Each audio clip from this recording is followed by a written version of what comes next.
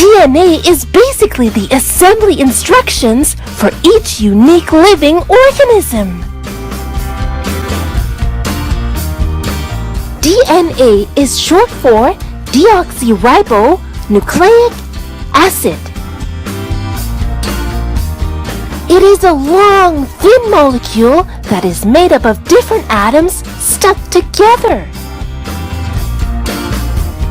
The spiraling ladder shape is called a double helix. DNA molecules have two strands that are made of special sugars. These strands hold together something called nucleotides. There are 4 different types of nucleotides, which we will label as A, T, C, and G. Nucleotides are paired up like puzzles, where A and T fit together, and C and G fit together. These long DNA molecules are stored inside the nucleus of each cell.